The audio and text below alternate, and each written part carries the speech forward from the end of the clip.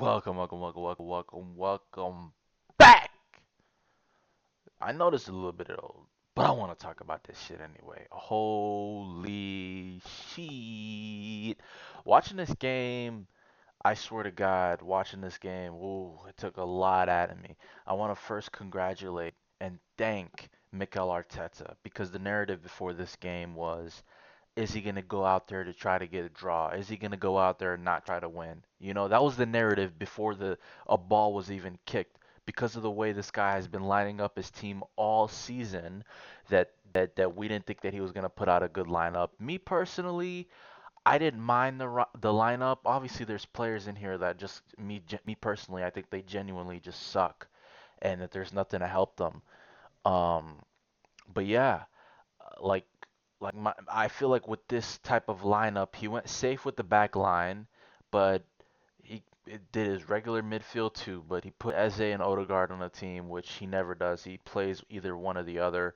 Madueke and then Havertz up top, not Gyökeres. So I feel like he tried to go out and get to the game. In the beginning of the game, it was kind of going their way a little bit. It was kind of like in like they were trying real hard to score, and it did feel like they were putting good pressure, pressuring the goalkeeper. Like their press was real good. I feel like they were winning the ball high up. We were kind of struggling a little bit, but when you watch the game, right, and when a game like this is happening, and I feel like this is kind of overshadowed because this guy didn't play. He didn't really do anything crazy after this, but Turkey just like the game was going like kind of like this, and then Turkey gets the ball. Nunez kind of bumps it down. Turkey gets the ball, weaves through one, two, three, four, goal. Like when I tell you out of everything like you can expect, I did not expect that. Bro, this guy is literally Neymar. This is literally Messi. Crazy. The balls, the gall, the confidence. Bro, the game just started in the biggest game of the season. This guy stepped up, but I'll say this. Mateus Nunes throws the ball back to Donnarumma within like I think like 2 minutes or something. They're not putting the times up here, but within like 2 to 3 minutes they score, and it was a bullshit goal. It wasn't really a goal. It was a mistake that led to a goal, and all of a sudden, all the euphoria from that goal flew out of me. And the longer the minutes went by and we didn't score, I was getting nervous and nervous. And I'm thinking, these guys are fine with drawing. These guys are fine with everything but losing. You know what I mean?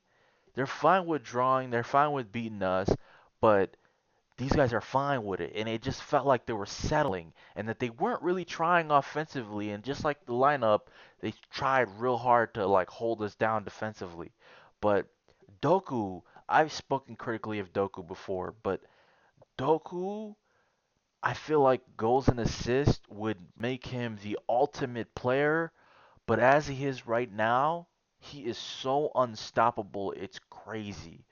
Bro, his change of pace, he has the same move, but his twitch, his little twitch, it's dead ass impossible to stop. And then also, you can't play him one on one because he gets past this man every single time. And he knows when to try it, when not to. His decision making has gotten better. His ability to beat somebody one on one is so impeccable, it's crazy. Like, just watch him.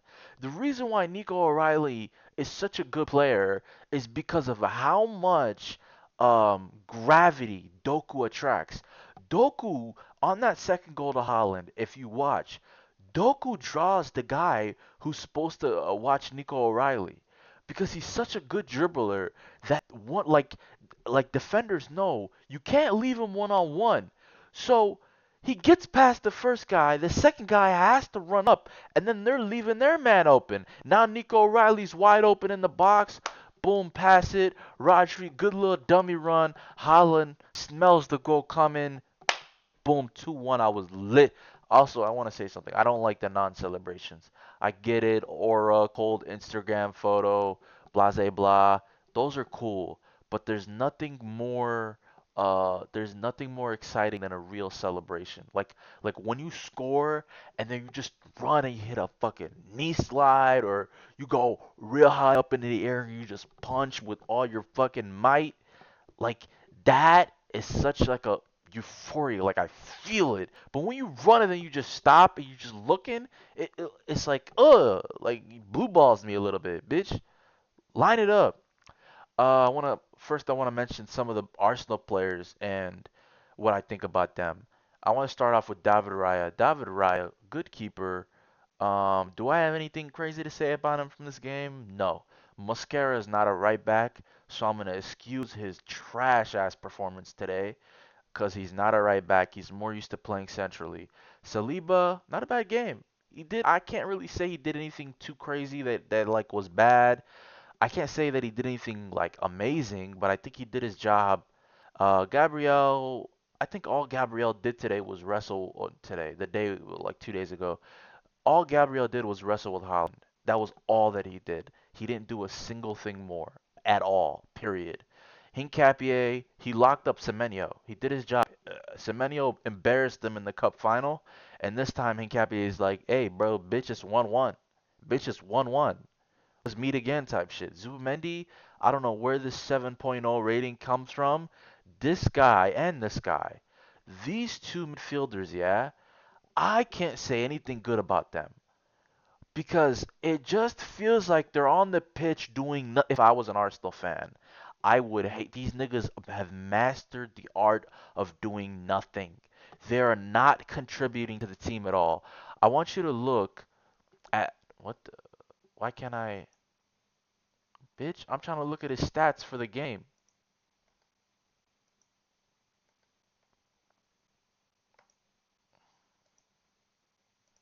I can't look up his heat map.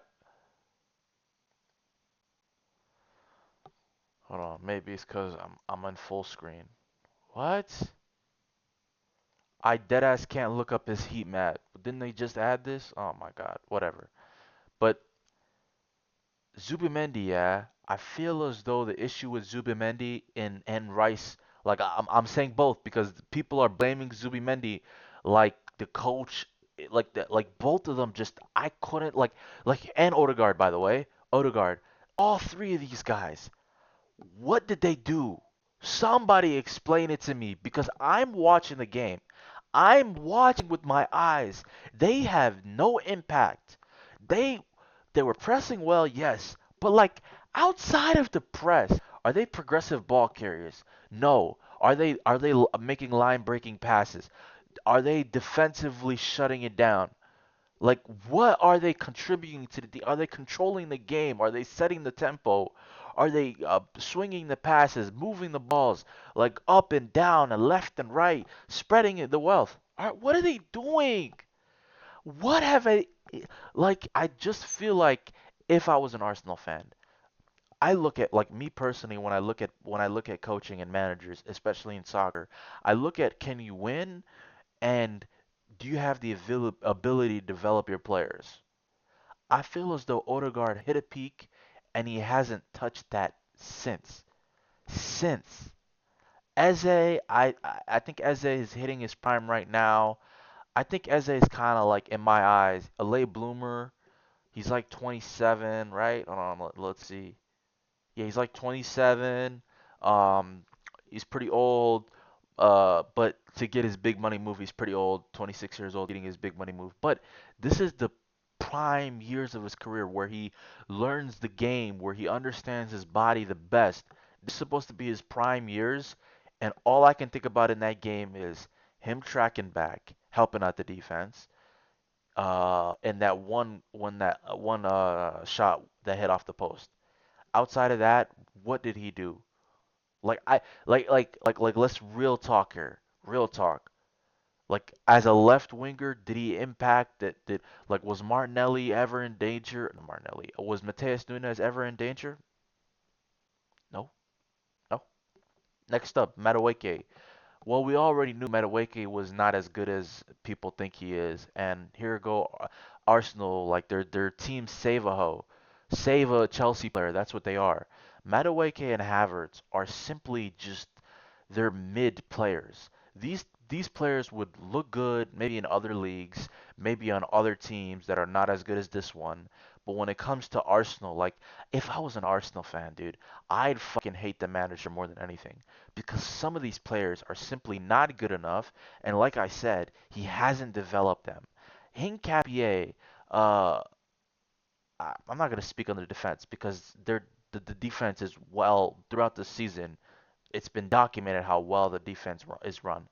The midfield, non-existent. The wingers, not flashy, not dynamic, not goal scoring, not game changing. What do the wingers do? I don't know. The striker, Havertz and Marino, wow, they do amazing. Gyökeres, your big money signing, he looks completely garbage into that attack. Now let's get on to Gabriel Martinelli.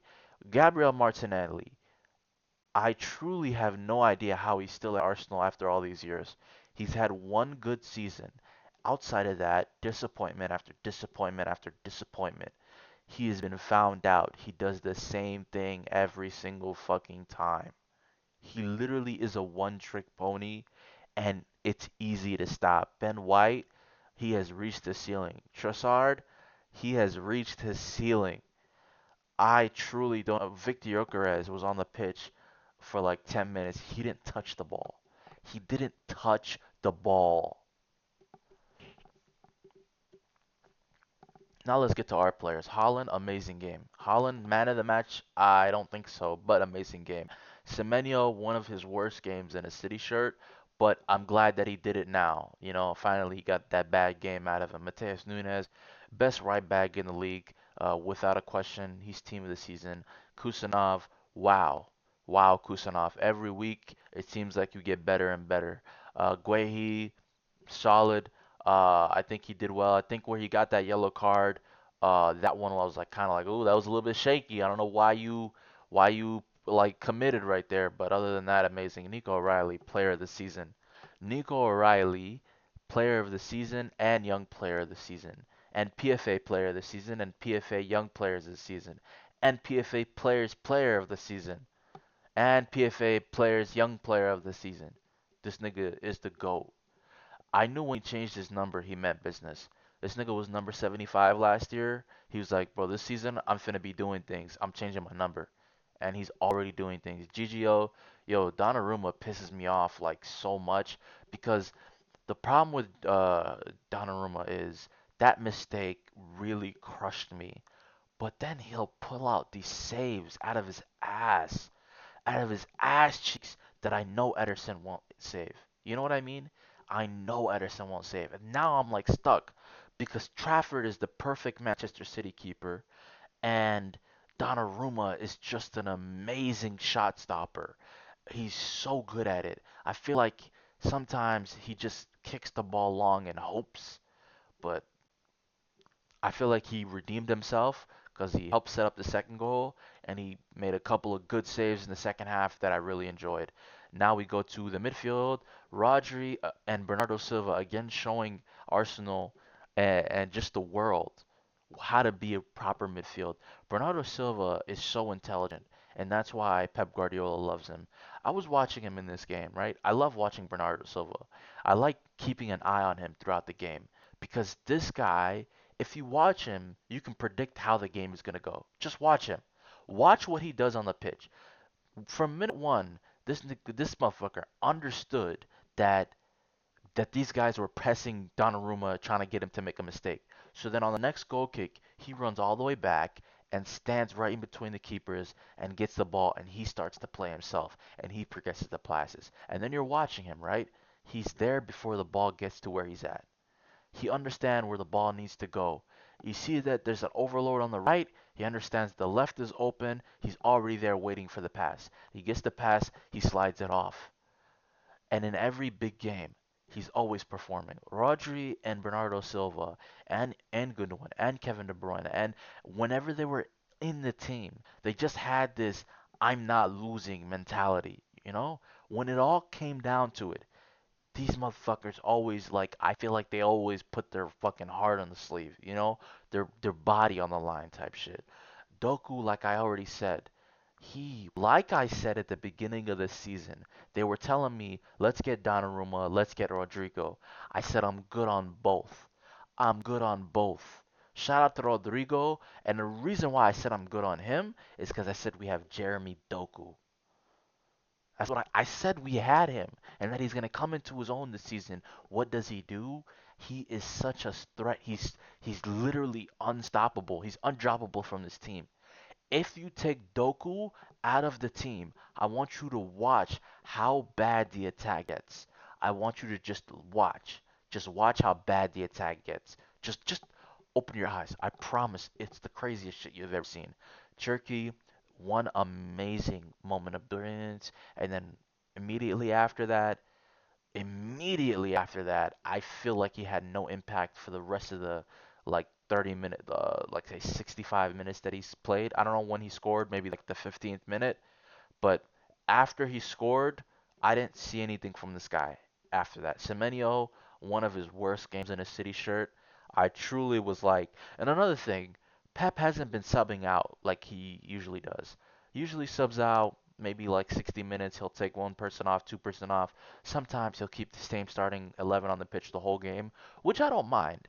But I'm just like, for weeks now, Reinier's, Marmoush, they haven't seen the pitch.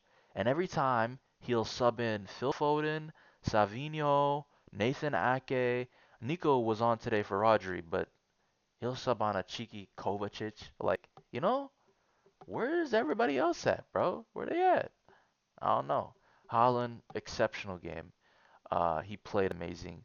Everything that you need him to do physically, he was fighting up there with Saliba and Gabriel, two physically dominant center backs who prey on that type of game. But, Holland said he's not losing today. That's the mentality that we need in a captain. Shout out to Holland, man. And that's all I really have to say. I can't wait for the next game against Burnley tomorrow. I'm excited. Do I think we're gonna win? Hell yeah. Hell yeah. Like without a doubt. Without a doubt. Thank you guys for watching. If you like the video, like the video. If you want to comment something, let me know how you think.